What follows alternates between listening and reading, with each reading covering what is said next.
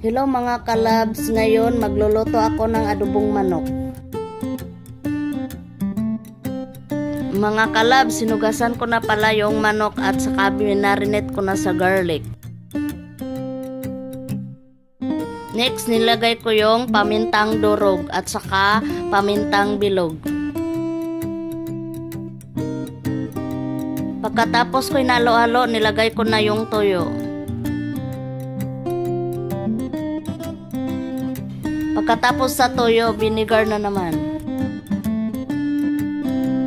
At saka pagkatapos, nilagyan ko ng 5 kalamansi.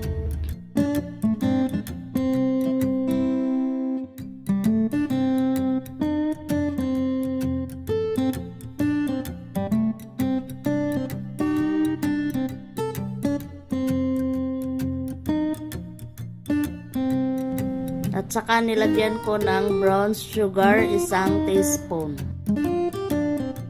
Pagkatapos ko minarinate, nag-slice muna ako ng carrots at saka patatas.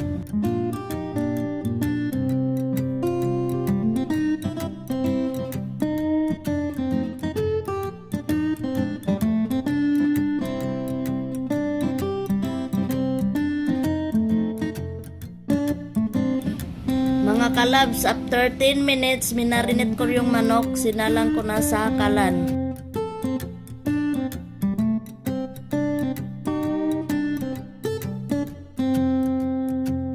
Pagkabukal ng konti, nilagay ko na yung carrots at saka patatas.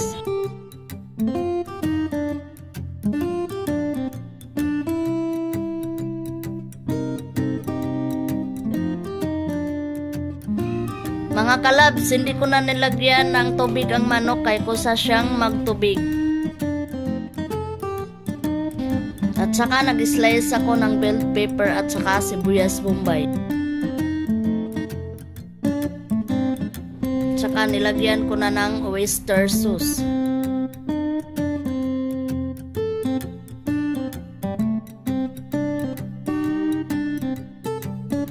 At saka nilagyan ko na ng adobo mix 1 teaspoon.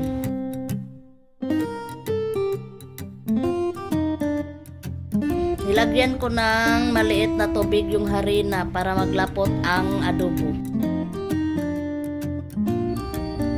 Nilagay ko pala yung mga lamas, mga kalabs, malapit na maluto yung manok.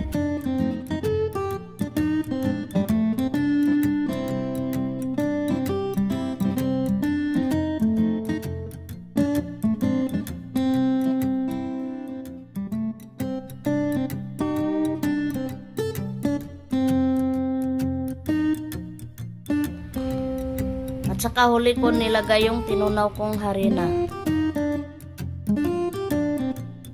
Ito na pala yung adobo namin mga kalabs, tapos na kain tayo.